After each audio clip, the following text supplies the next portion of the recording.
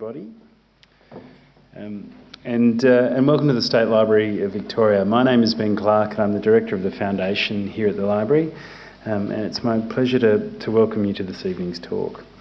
Our event tonight is being held on the traditional nation of the Kulin people, and I wish to acknowledge them as the traditional owners. I would also like to pay my respects to their elders and to the elders of other communities who may be here this evening. It's my great pleasure to welcome you to the policy pitch, which is presented by the Grattan Institute and the State Library of Victoria. I'd particularly like to welcome and acknowledge the speakers this evening, John Daley and Cassandra Goldie, the Grattan Institute members and friends of the library.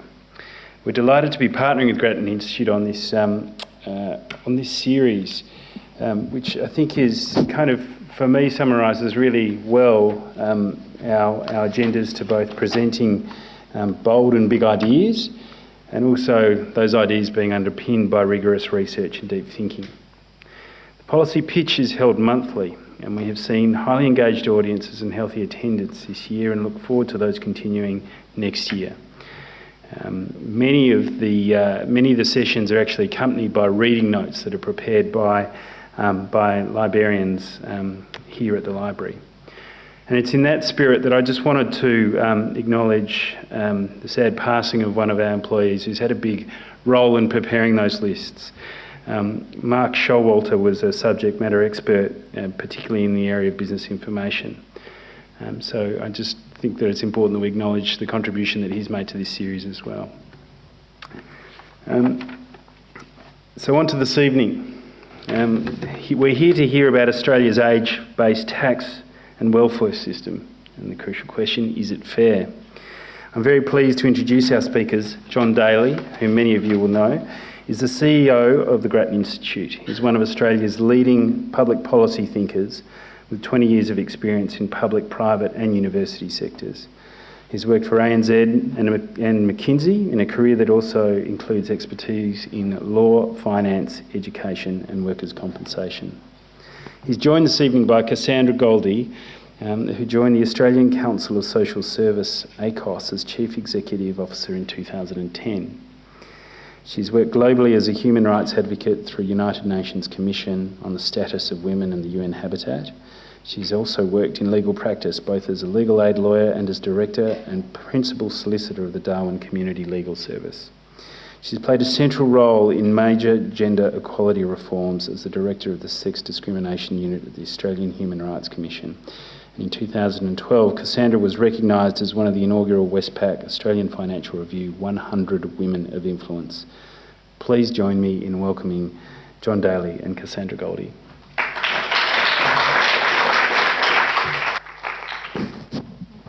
Just checking. Thank you very much for the welcome. May I first of all, from John and myself, acknowledge the traditional owners and to pay my respects to elders past and present.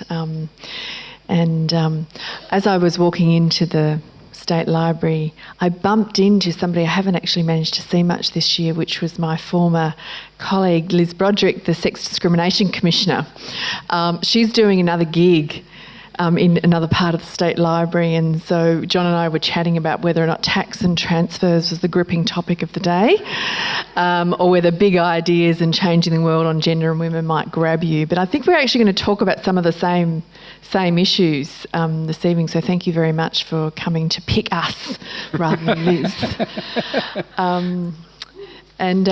Speaking of groupie moments, John and I have both just fresh off the plane from the G20. We bumped into each other going, Obama, Obama! We were both fortunate enough to be at the UQ speech. And I've got to say, the buzz that would happen outside in the media environment was nowhere near the buzz in the room. And I think there were a few words that the President of the US put out there that day that really struck a chord, one of which was the language of rights and the language of government responsibility about protecting those rights. And obviously the G20 was focused on economic policy, and there was this grand plan about economic growth. We were very pleased as a civil society. I was involved with the C20. We were pushing very strong for a commitment on inclusive growth and a strong recognition that we're not pursuing growth for growth's sake, but to reduce poverty and inequality.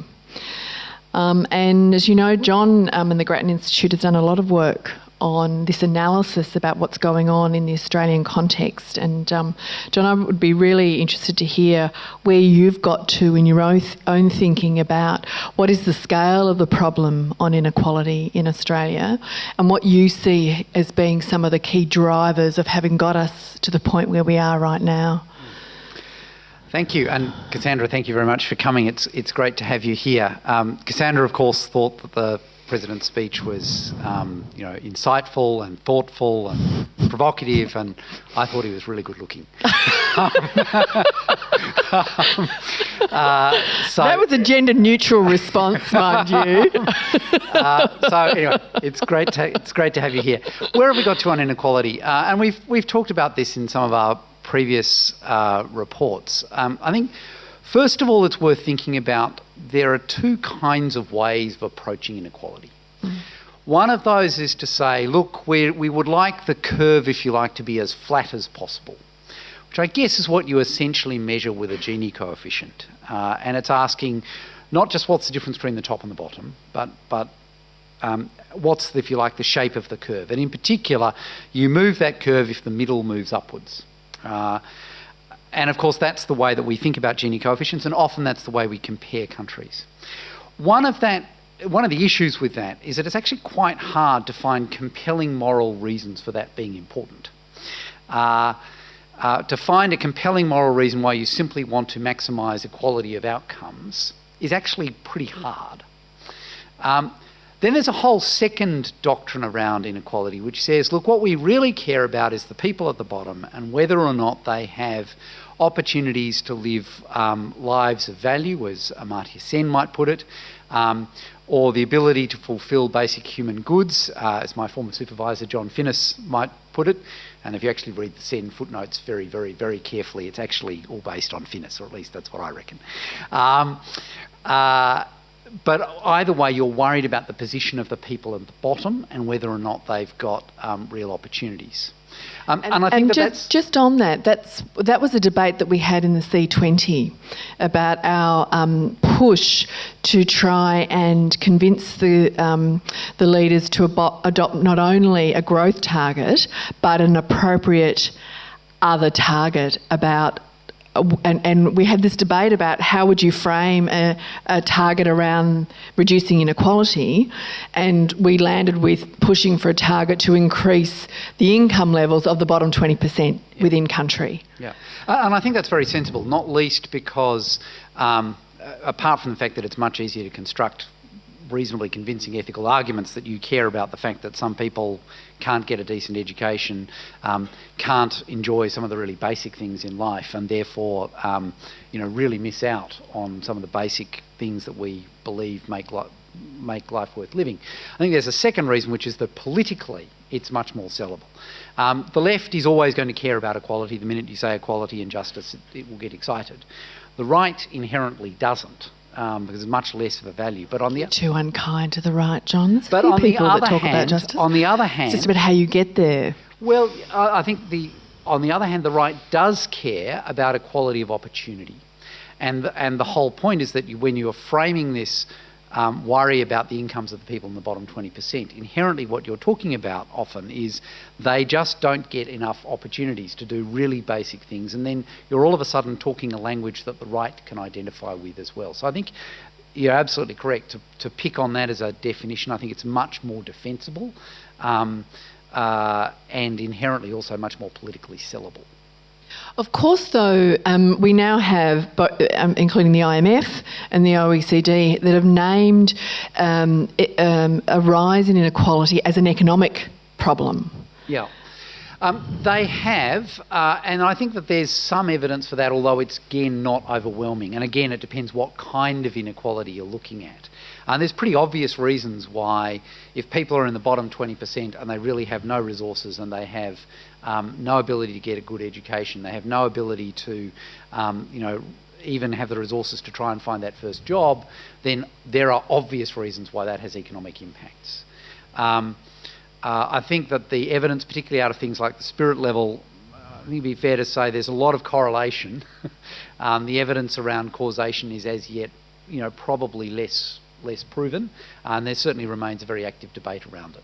Although I think there's a recognition, for example, in the G20 communique, and this has been in successive G20 meetings, a strong recognition that if you're pursuing jobs growth, a significant majority of jobs growth will come from small and medium enterprise. So you've got this recognition that a lot of the real economic activity is actually occupied within what might be described as the middle of the economic environment as well.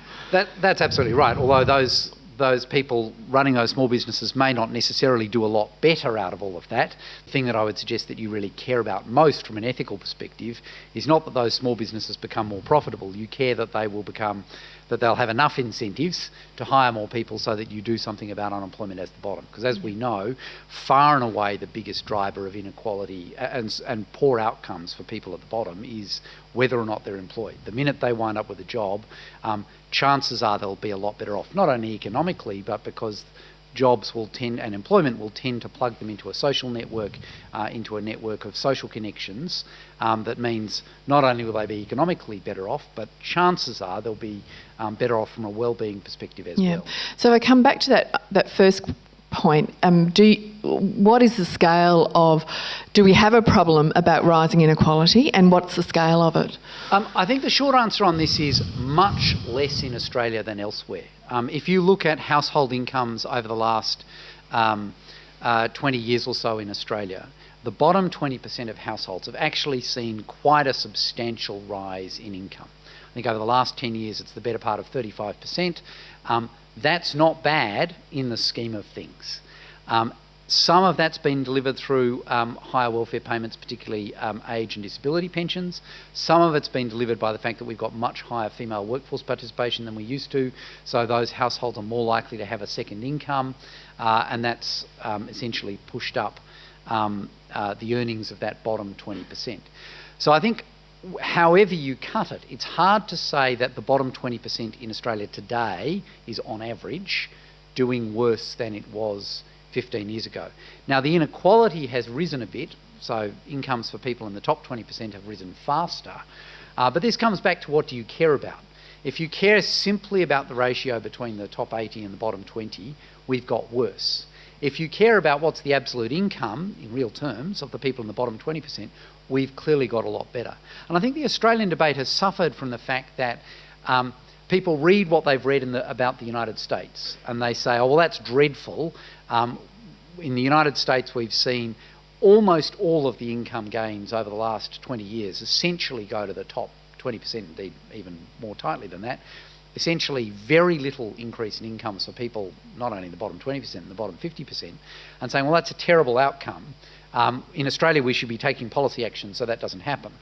To which I think the answer is, well, yes, if Australia looked like that, we should be taking policy action, but our outcomes are completely different to those of the US. We have seen very substantial income growth for the people at the bottom over the last 10, 15, 20 years, and it's a very different story as a result. So are you suggesting that because of our analysis of people who are reliant upon income support, particularly in the working age payment area, are clearly worse off in real terms than they have been, for example, a decade ago, and that on the OECD relative poverty measure, we've got about 2.5 million people living below that poverty line? Yeah. So this it is I think this is part of the challenge in the public debate about how the granulation of this that you've got, and this is one of the things I often say, is that the truth is we are one of the wealthiest countries in the world. And also for the majority of people, we are enjoying living standards like we have never, better than ever before, but there is this core group of people who are falling further and further behind. And then that throws up, I think, the debate about the role of the tax and transfer system and whether or not we've got some features of that now that are clearly not driving us in the right direction in terms of what might be described as a fair sense of overall benefit for the community out of economic growth. Well, let's come to tax and transfer in just a minute, but before we close off on that discussion of inequality, I'd suggest two things. One is I've never been totally keen on those relative poverty measures, precisely because what they do is, by and large, look at the ratio of incomes of people in the bottom 20 to people at the median. So it's the precise thing that I think is actually the wrong way of thinking about all of this, because it's essentially about the shape of the overall curve rather than asking what is the absolute position of the people in the bottom 20%, which I think is far and away the most important thing.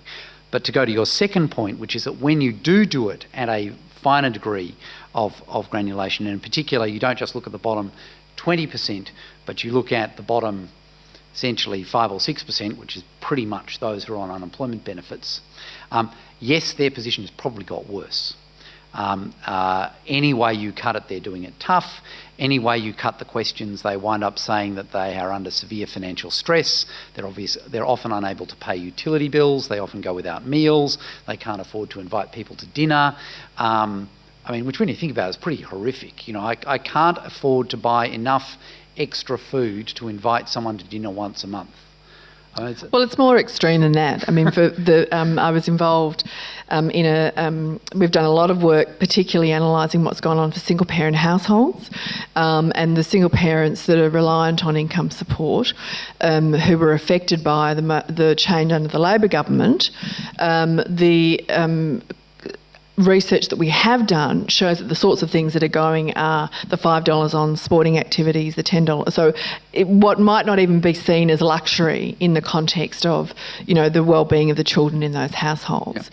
So the withdrawing of even those very basic additional costs that are now built into our education system. So I think, and this is why I do want to come back to this discussion about because it's not only incomes, it's also wealth distribution. Yep. And we know over a lifetime, even if you're on a survivable income, but you are not actually getting any ability because of some of the other policy changes to accumulate any form of wealth behind you, then your lifetime picture is grim.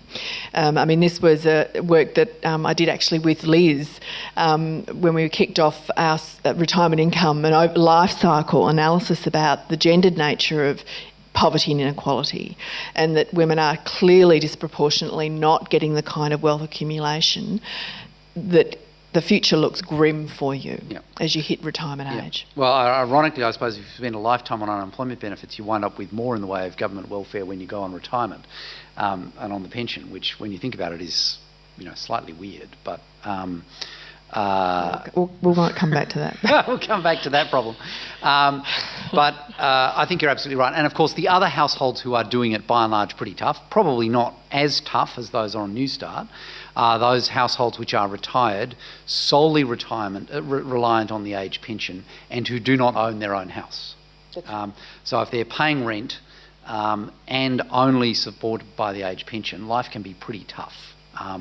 So I think clearly those are the two groups, and as I think some have observed elsewhere, the conclusive proof that there's a problem here on New Start is if the Business Council of Australia thinks that New Start is too low, it's probably too low.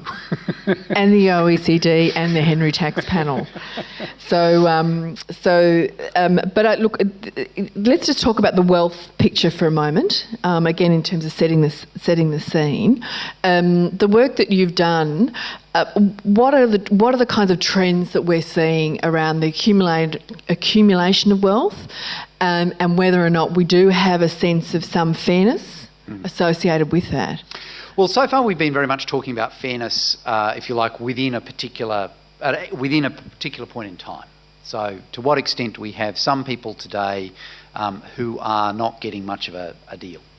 I guess the work we've been doing recently has been thinking about fairness in a different way. It's been thinking about intergenerational fairness. To what extent will the next generation get a fair deal relative to the current generation? So it's a very different way of thinking about the word fairness. It's a very different way of thinking about the problem.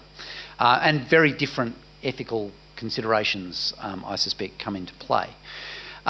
So what we've been doing is looking at, well, what are some of those trends in terms of incomes of particular age groups? So how much does a 30-year-old earn today relative to a 30-year-old 20 years ago? How much does a 35-year-old have in terms of wealth relative to a 35-year-old 20 years ago? How much does government support a 35-year-old on average relative to a 35-year-old 20 years ago? So those are the kinds of questions we've been looking at. And there's been some interesting patterns that have emerged. Firstly, in terms of income, pretty much all groups over the age of 25 are a lot better off than they were 20 years ago. That's not surprising. We've had very substantial economic growth. It is maybe a little surprising that it's actually, from an age perspective, quite nicely distributed. So we've seen good jumps in income across the age groups. The big exception is people under the age of 25, precisely because we've seen a big jump in tertiary participation. And one of the things that happens when you go to university is you tend to earn a lot less in that period between the age of 20 and 25. And so we're not seeing a big jump in income in that cohort, but I think that's probably something we'd all be pretty relaxed about, so long as incomes are going up after that. Now, the one exception, so you see that for middle income men, you see it for high income men, you see it for all women, both high, middle and low incomes. You don't see it for low income men. So they're more or less on the same sort of incomes that they were even 30 years ago. The difference, of course, is that on average they're part of households that have substantially greater incomes because there's much more in the way of second incomes, and as I've said, even low income women have seen their incomes go up a lot. So that's the income picture. And then there's also a wealth picture, and here you get much bigger differences. We've seen really big increases in wealth over the last 12 years for people over the age of 55, and indeed quite big increases for people over the age of 45. But we've seen much smaller increases, indeed in some cases almost flat, for people between 25 and 45. That's the big pattern we can see in Australia. And I guess given some of the trends we can see overseas, we'd be worried if it got any worse. And is that because we'd be worried because it's unfair, or because we're not therefore laying down the foundations for economic independence for the bulk of the population? I think the primary argument is fundamentally one of unfairness, and you can either put it ethically or you can put it rhetorically, and either way you can frame it as there's a chance we will wind up with a generation worse off than its parents. Now, why might that be fair ethically? That turns out to be a more difficult question than you might think. But I think the best argument is it's quite ethically problematic to say I am going to make a series of choices from a policy perspective which I can control as, you know, somebody who's part of the electorate today, and that will mean that someone who doesn't get a say in those choices, somebody who's a child today, as a result of the choices I'm making today, that child will be worse off than I am. There's a real agency problem about me choosing to make myself better off at the expense of someone who has no ability to participate in that decision. What's from the analysis, because we talk sort of wealth generally, can we just hone in for a moment on the housing part of that? Because one of the areas for ACOS of deepening consternation is the picture we see of fewer and fewer people getting into the position where they're going to have secure housing. And obviously that has economic implications, but I think what's even in some ways arguably as concerning is the human dignity that comes from control over your home, in that sort of very visceral sense. The high levels of anxiety associated with never knowing whether you'll get the notice next week, that you could be out the door. And there's something really core to the human condition about not having that sense of security. And I think that's why we do an annual survey of our community services around the country. And consistently, when we ask what's your biggest concern in the sort of policy environment, they come back with housing, because they see the corrosive impact that it has on people of just knowing, looking into the future and knowing you will never get there. And the fear that comes from that. And of course, it also throws up those big debates about how we treat the equity that gets tied up in a principal home in our retirement income system. And I think there's two sides to that story that are very hard to resolve. Yeah. So in terms of this overall wealth story that we're seeing, there's a couple of things that are driving it, but probably the largest of them is the shift in house prices and the patterns in house prices and home ownership over the last 15, 20 years. So if you look at the ratio of disposable incomes to house prices, that ratio was reasonably stable up until about 1997. And then big divergence. So house prices went up much faster than disposable incomes. Now what that meant was that for anyone who bought their house before about 2000, they did very nicely out of that. Thank you very much. So they wound up with wealth much greater than their income. For anyone who bought their house after that big jump in prices, and really that jump happened only over about a 2 or 3 year period, they wound up essentially having to spend a lot more of they had to borrow a lot more to get a house, and so they wound up essentially sinking a lot more of their income into paying off that asset, and therefore their net wealth didn't go up nearly as fast. Now, of course, what that's also done is meant that if you're looking at getting into the housing market today, the value of the house relative to your income is a lot higher, and then what we've seen is big shifts in home ownership rates. So home ownership rates for those over the age of 65 today are almost exactly where they were 20 years ago. But home ownership rates for those who are not surprisingly, between 25 and 35, they've been falling like a stone for a long time. That's not surprising. Households are being formed later. People are forming permanent relationships later. They're having children later. So it's not surprising that they're buying houses a little bit later in life. But what is very concerning is that we're now seeing a clear pattern of home ownership rates falling amongst 35 to 45-year-olds. The reality is most people, if they're going to get on the partnering and children treadmill, have well and truly done that by the age of 40. I might add, I'm on that treadmill and I'm enjoying it immensely, but nevertheless, those are the typical ages, and if you're seeing home ownership falling then, you can't explain that away as being, essentially lifestyle shifts. You've got to say that something real is going on here. And then when you split it by income by age, you get a really dramatic picture. And that is that people who are between 25 and 35 on low incomes, their home ownership rates have fallen by about 50 percentage points over the last 2 decades. So essentially, we've gone from having quite reasonable levels of home ownership amongst low-income people, even when they were young, 25 to 34, quite reasonable rates, to the point where essentially in that bottom quintile, very unusual for them to be in the property market at all. And you're getting a similar-ish pattern between 35 and 44-year-olds. We're now, that's dropped by almost 30 percentage points. My suspicion is that as the cohorts roll through, so as the current 25 to 34-year-old low-income groups, turn 35 to 44, we'll see that home ownership rate amongst that low-income group fall even further.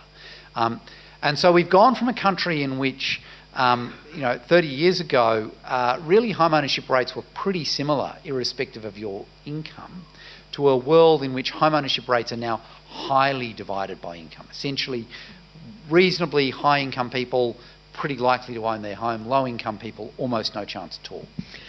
We've been obviously very engaged and sometimes agitated around the framing of this next discussion on tax reform.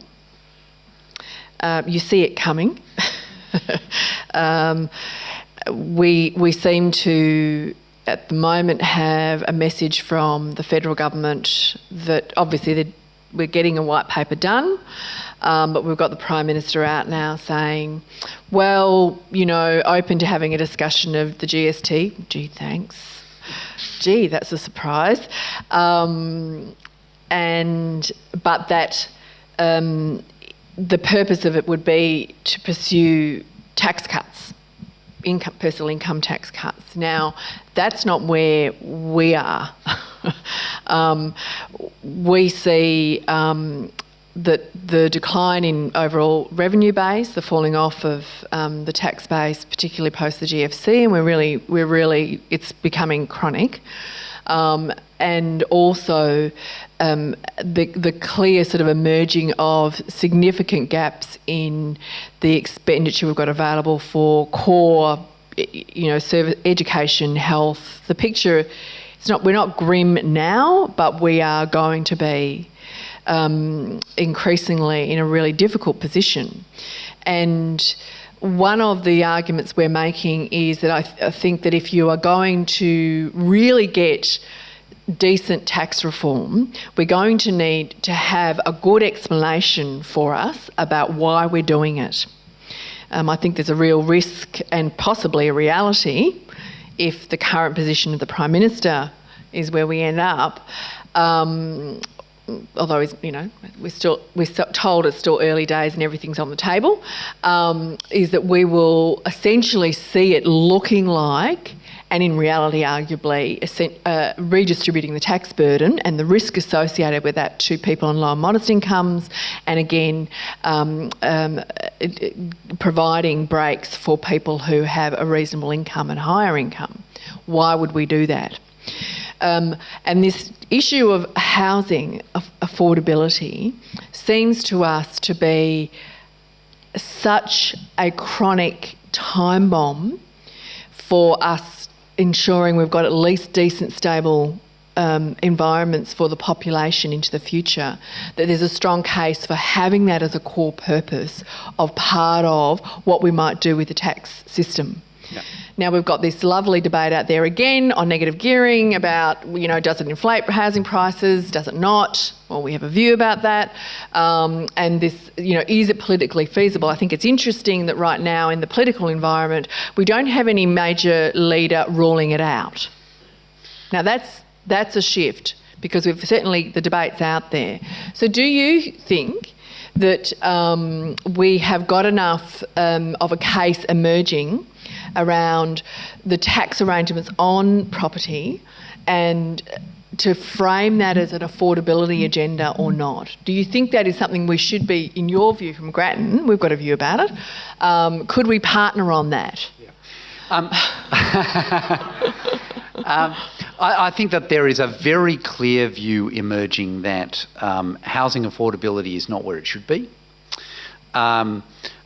It is tough to believe that negative gearing is helping, and it's certainly providing a tax break to inherently people who are not in the bottom 20%. Not that many people in the bottom 20% who are negatively gearing a house because you don't have any income to write it off against. So there are clearly some good reasons for looking long and hard at that tax break. You only give tax breaks to people because you think that they serve some kind of substantial social purpose. At the point we're saying, look, the best available evidence suggests that negative gearing, if anything, reduces housing affordability. In other words, it's actually a negative from a social policy perspective. That's an overwhelming argument for getting rid of it because the onus of proof lies on those who are claiming that negative gearing should stay. They have to produce an ironclad case that this really does improve the supply and affordability of housing. And I think that they are nowhere close to discharging that onus of proof. And indeed, if anything, the balance of probabilities lies somewhere else. You can tell there's two lawyers or at least lapsed lawyers on the stage here. The balance of probabilities is that it's probably not helping. I think it actually does lead to a much bigger question around, well, if we're serious about housing affordability, what are the big levers? And my view is negative gearing is not helping. We should get rid of it. And by the way, that will help our Treasury and that will help a quite clear budgetary problem that we've got. But if you're really serious about housing affordability, far and away the big lever is around planning policy. Far and away the big lever is about the extent to which it is reasonably easy to subdivide plots of land into smaller houses. There's been some very elegant work done in the United States showing that in cities that are growing reasonably fast, and all of the Australian cities, major capital cities, are growing quite fast in population terms, the major driver of inequality in those cities is fundamentally zoning policy, planning policy. If you make it very difficult to subdivide Glen Iris, then essentially all the existing homeowners in Glen Iris will do very nicely. The value of their property will go up very fast. It will be a lovely suburb to live in, but all of those who are new into the city or new onto the property ladder will wind up in a much worse position. There's a kind of technical name for that, but I won't go into that. They wind up facing these ever-escalating housing values, being pushed out to the edge where the cost of living is effectively much higher because of transport costs, and those places tend to have much less in the way of infrastructure. Whereas I don't think we can ignore, and obviously, I mean, I think we absolutely agree with you. That's part of the, a major part of us making sure that not only do we have affordable housing, but we have affordable housing where we need it. Yeah. This is this terrible situation and choice that is placed for people on low incomes about trying to find somewhere affordable to live and be able to travel to where you can get a job. So it's very important from a social point of view and also from an economic point of view. I think obviously also there are big problems with the relationship between land tax and also the role of stamp duty. So I think this is a package of reform, and it's one of the reasons why in looking at the way the federal government has framed up its next phase of reform on the federation, I don't know whether we're looking at reform there, but we're having a discussion again about it, and the tax papers. From our information, we will not have any serious look at local government, which seems to us to be a big gap. But on the one hand, if we're looking at these issues around, planning and sort of decision making around key elements of service delivery, with a rising level of rising population, and also in terms of revenue raising, because we have some small but encouraging examples of where the arrangements on rates and the role of local government in raising revenue is being recognised as an appropriate one.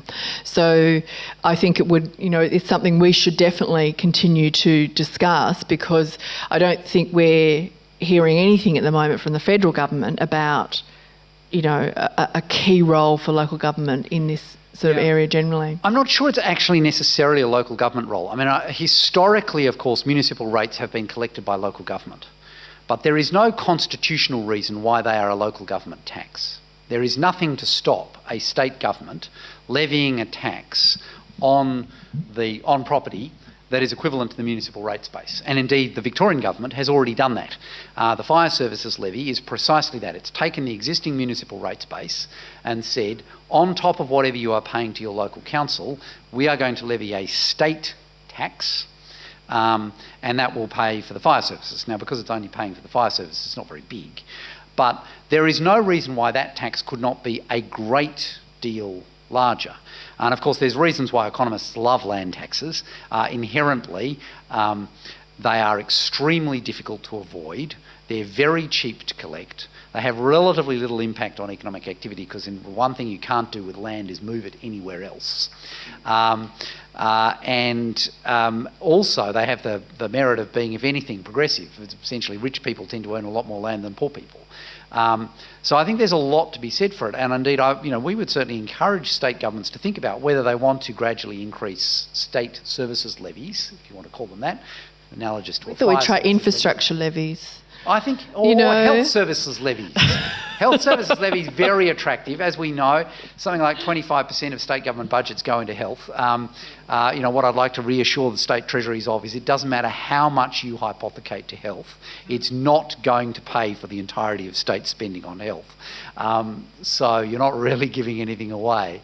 I think there's a real opportunity for a state services levy on the municipal rates base. And one of the attractions of that is that the existing state-based property taxes are horrible, by and large land taxes, full of exemptions, full of ways you can avoid them by putting property into different people's names. By and large doesn't cover owner-occupied dwellings, often doesn't even cover second houses that people have. It's really a very, very poor tax base, far too many exemptions. And there's two ways we can solve that problem. We either try and go through and unpick every single exemption. That'll be really hard work, because every time you pick an exemption, by definition there's a special interest group that pops its head over the parapet and gives you 15 reasons why they're in fact special. Alternatively, you can simply ramp up the municipal rates base, which is general. In places like Victoria, it tends to be on improved value rather than unimproved value. The economists would doubtless say that as a matter of purity, you'd rather have it on unimproved value. I'd probably suggest, yes, you're almost certainly right as a matter of economic purity, but I'll settle for a very, very good second best. And essentially a general property tax on improved value is a great deal better than, for example, levying income taxes. And yet, this is why I think many, including, ACOS in our chats in the office, have a healthy scepticism about the framing up of a next round of tax reform, because certainly the most visible advocates on tax reform jump to talk about the GST, and yet it's like kicking and screaming to get particularly the financial papers to tackle any of these other bases, and to really get up a cheer squad behind these sorts of reforms, because there will always be screaming on the way through, and we have to make some coherent, solid case for it, and to try and avoid one side of politics being forced to rule it out, because we're going to need some bipartisan support on it. So these areas of negative gearing, of land tax, of some of the other ways, just trusts and company structures that enable you to avoid your exposure to the personal income tax system, and because our real blowout is in our tax expenditures. Yeah. And of course that throws into this framing of the discussion around the rise in inequality, and whether or not have we done what we should be doing with either these exemptions and tax expenditures with the existing environment, and have we put down a decent discussion on some of these other bases like land tax, where, as you say, you don't have to explain it, you don't have to spend too much time making out the case for why we should probably be looking at it from a fairness point of view, from a sort of a sustainable revenue base point of view, because it is captured. But I've barely seen it out there. And I think there's two additional bases you can put it on. One is around a federalism thing. One of the problems is that if you're going to allegedly solve the mismatch between how much states collect and how much they spend through GST, you are essentially assuming that the Commonwealth is going to continue to hand over the GST revenue. Now, having just watched a Prime Minister or a Treasurer, more accurately, the stroke of a pen say, we were going to give you an extra $12 billion a year as states to pay for hospitals and schools, and indeed we had signed an agreement as the Commonwealth, as an entity, but we're just basically going to rip that up. You can understand why some people are incapable of saying Commonwealth without saying perfidious first. It does have a track record of tearing up agreements when it, to basically get itself out of budgetary holes when that's convenient. And so there is some reason why a state government, if they were really thinking about this hard and was genuinely serious about solving vertical fiscal imbalance, and they may well not be that serious, but if they were, they'd be much more attracted to this kind of health services levy on municipal rates, because inherently that is a genuine state tax. It's not something that they're dependent on the Commonwealth continuing to pay for. It does seem to me too that the politics on both negative gearing and land taxes should be shifting. Yep. It should be shifting. I think there is for Middle Australia that growing concern for their children coming through. And I think also because we have seen this remarkable growth in the value of property, that there is a strong case for saying it's probably time for us to claw some of that back, because it is essentially a windfall to a particular cohort that others are not getting any benefit from at all. I think that's right, and I was going to say that the second big reason for looking at these sorts of property taxes, at capital gains tax, at negative gearing, is that in a very subtle way they are actually age-based taxes as well. Capital gains tax, about half the benefit of capital gains tax exemptions, or the concession that you only essentially pay tax on 50% of your capital gain, about half of that tax concession goes to the top 2% of income earners. So it's incredibly badly targeted. And then when you ask, okay, so it's a very polite way of putting it, isn't it? Badly targeted. And then when you ask, okay, so who is it that's got lots of assets that they're busy selling, for substantial gains? The answer, to be really blunt, is older people. People aged 35, by and large, don't have substantial assets to make capital gains on. So when you ask where is all the wealth in Australian society, the answer is 30% of it these days is with people who are over the age of 65. Not only is it a if you like, horizontal unfairness issue between those who are rich and those who are poor, there's also this, if you like, vertical unfairness between those who are old and those who are young. And then, of course, the other big one in this context is the way that the superannuation tax concessions are working. And essentially, because once you're over the age of 60, you can start to, basically recycle income directly through superannuation. And what's more, once you manage to get your assets into superannuation, you pay no tax on the earnings. I might add, I was talking to a very senior former Victorian government minister, who I think it would be fair to say is no policy ignoramus. And I said to him, we were talking about superannuation, and he said, sorry, he's not quite 60 yet. He said, sorry, just run that by me again. Are you saying that I pay no tax on the earnings of my superannuation fund once I'm 60? And I said, well, so long as you have a halfway competent financial planner, that is exactly right. And he said, you cannot be serious. And I said, no, I'm completely serious. He said, you must do kind of like really complicated things to do this. I said, no, it's called transition to retirement. It was deliberately designed that way. The promos are out there. Come and see us. We'll sort you out. Indeed. And we'll get you a part pension on the way through. Indeed. And when you look at that, and essentially what it means is that people over the age of 60, for a given income, and definitely for a given asset base, wind up paying much less tax than everybody under the age of 60. And I don't know whether in this room we'll get a lot of people arguing over whether we need to change the concessionary arrangements on superannuation, because they are so stunningly badly targeted.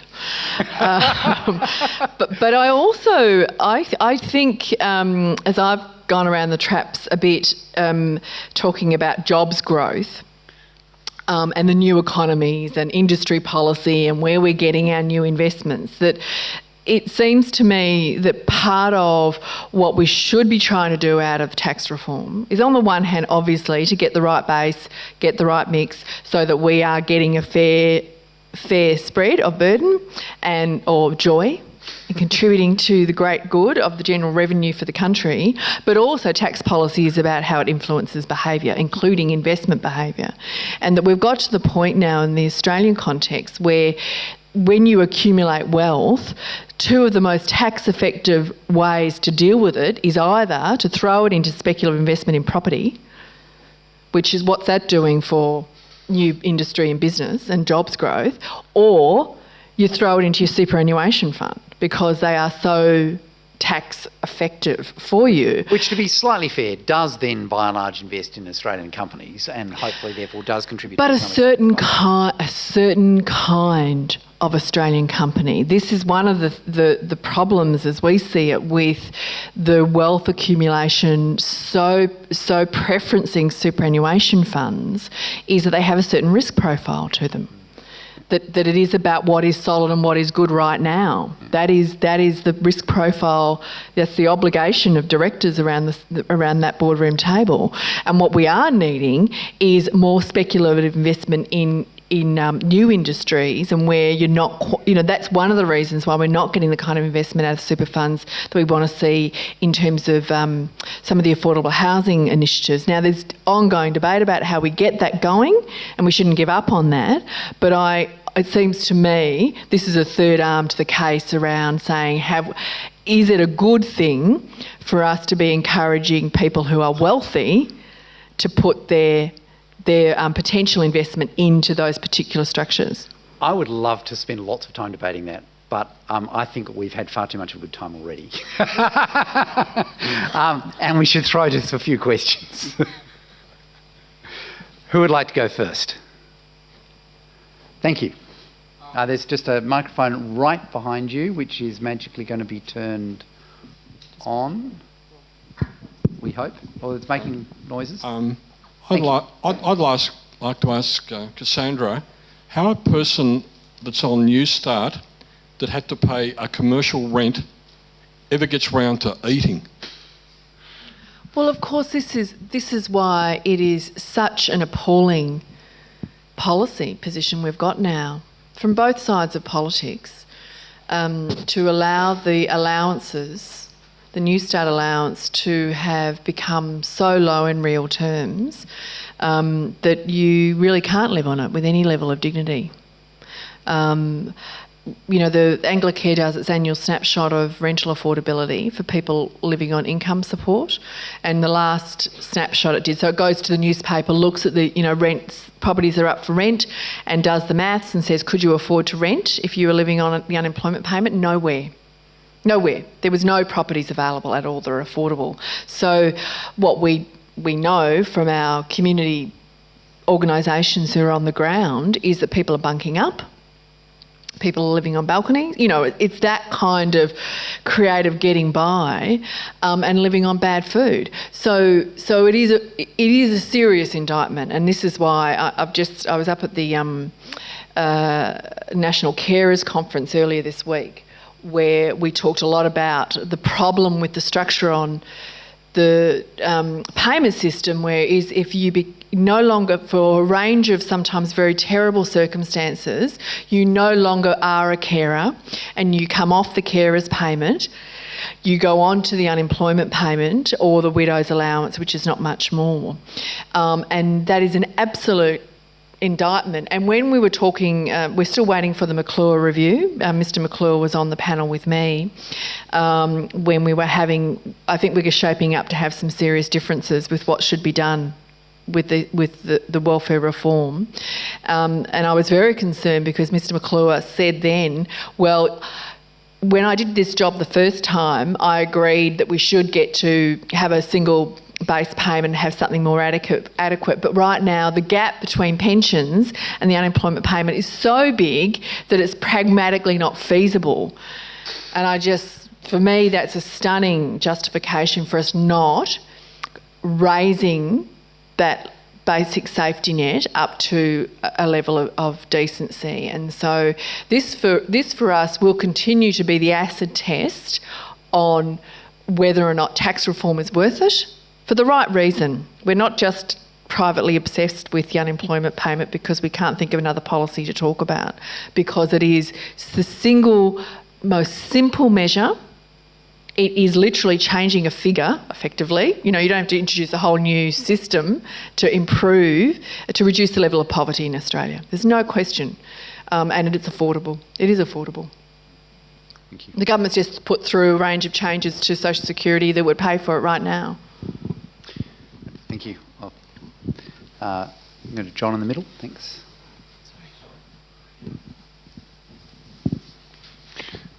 Could I go back to your earlier comments, John, about equality? You talked about equality of opportunity and equality of outcome. And it seems to me that they're really complementary. You want both there. You can think of people who are well educated, they get sick, their job turns over bad, they get divorced, whatever. You can think of other people in high income families where mum and dad don't look after the kids, they drink the booze, whatever. So it seems to me you need to run both of these systems. The balance, I agree, is a bit of a debate, but it's not one or the other. I think it depends on exactly how you construe opportunity. So I think if you define opportunity as being the opportunity not only to get an education, but to have social connections, to live in relationships that are worth living, and so on, you can go through the list. If you construe opportunity a bit more broadly like that, you wind up in a very similar place.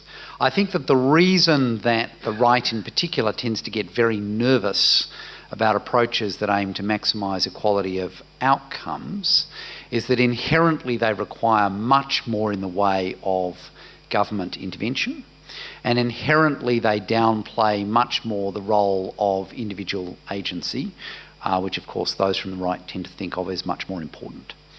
And so I think that for those two reasons, that's why it's a much harder argument to win. I don't think it's impossible, but I think it is a very difficult argument to win, whereas I think that the arguments around equality of opportunity are much easier arguments to win, almost irrespective of your political, original position.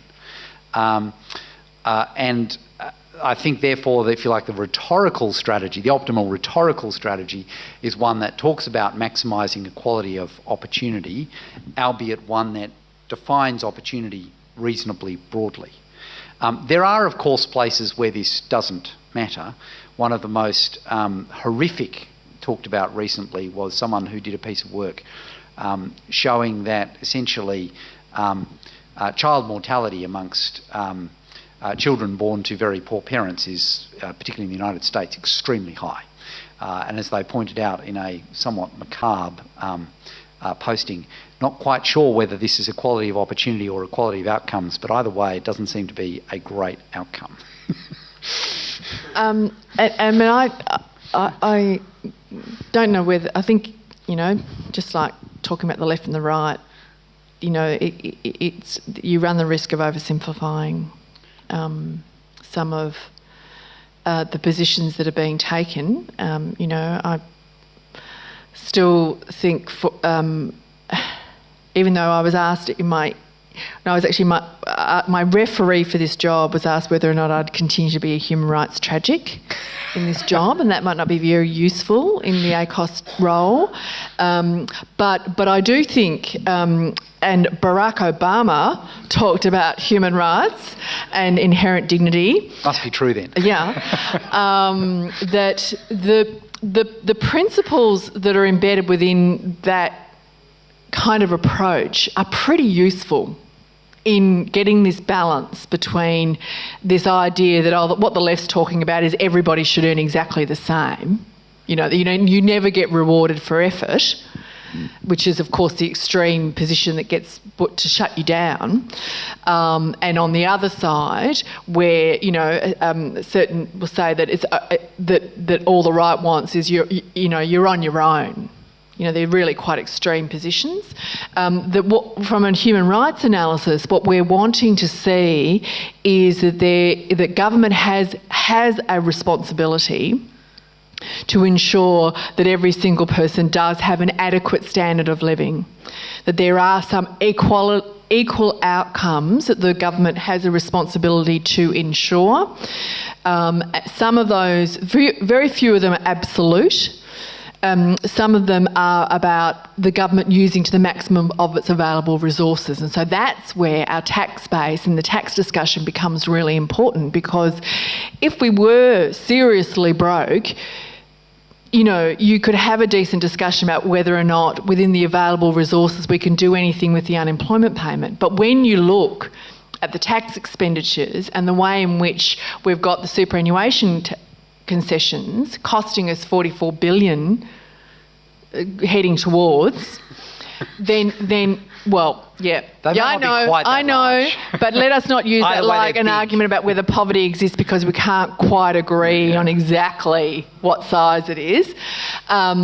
It becomes a compelling obligation to say the government must act because that group of people are not enjoying an adequate standard of living. So there is this, I think, absolutely we should continue to assert that in these core areas of health, education, basic income, that there is an equal outcome we are wanting to ensure, at least.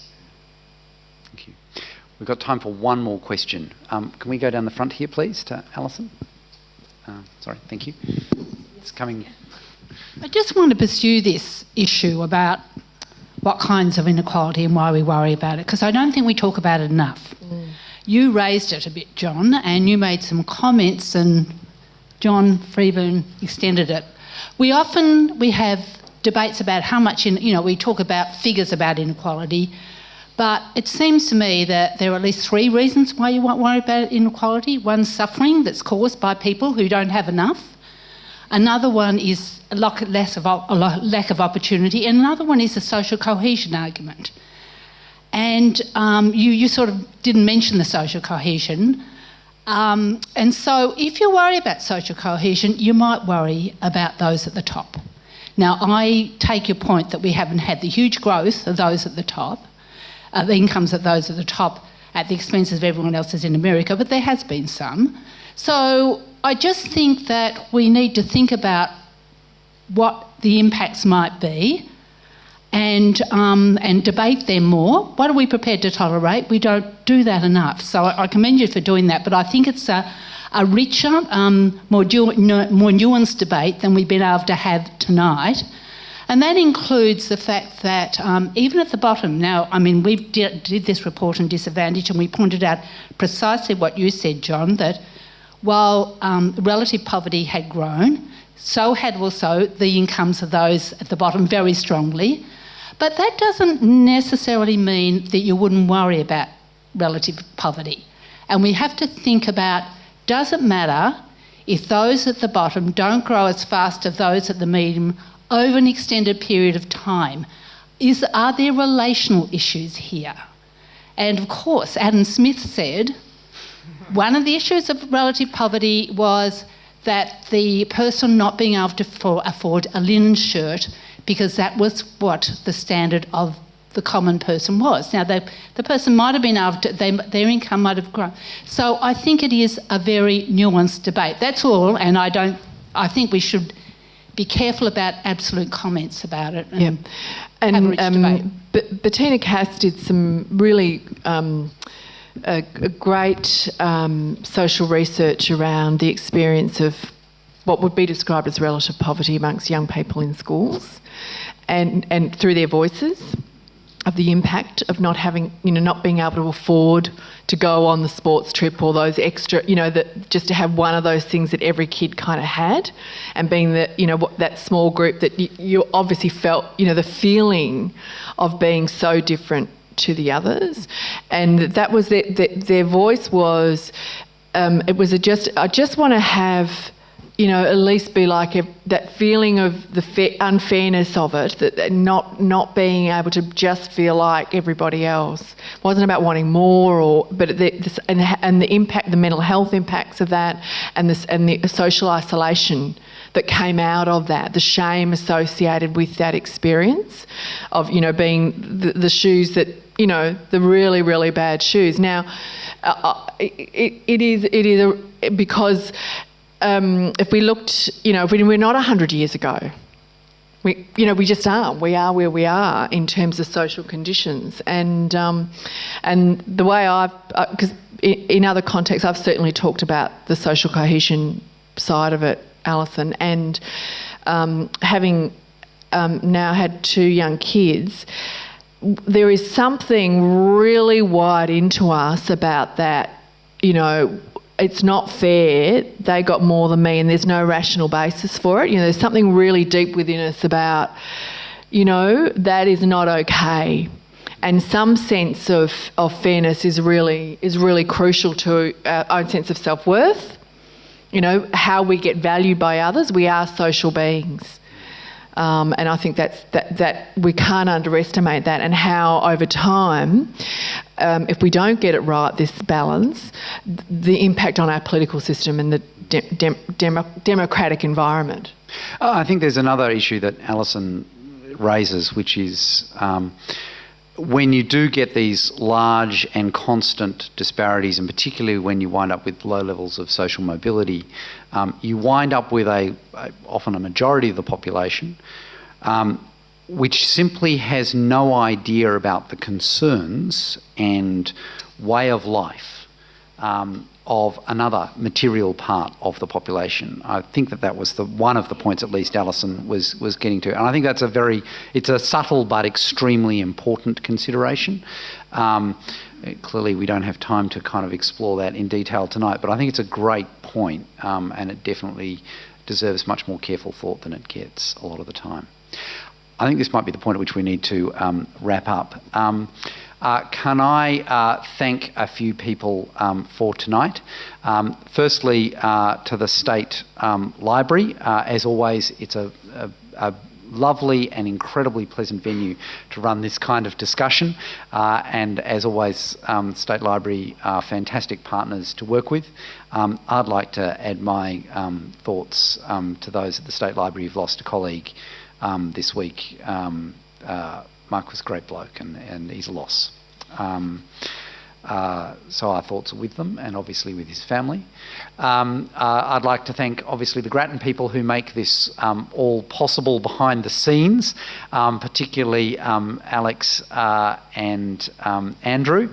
I'd like to thank the Grattan team who've been doing a lot of this work with me, particularly Danny and Cam, who are here in the front row, or at least the front row that anyone is sitting in. Thank you for all of your work. And then, of course, to thank Cassandra. Cassandra is one of those people it's always fantastic to have a conversation with.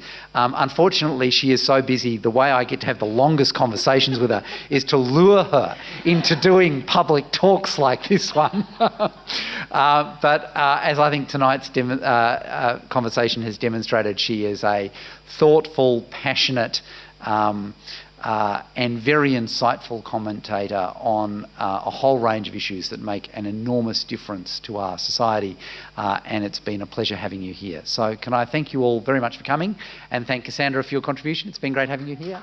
And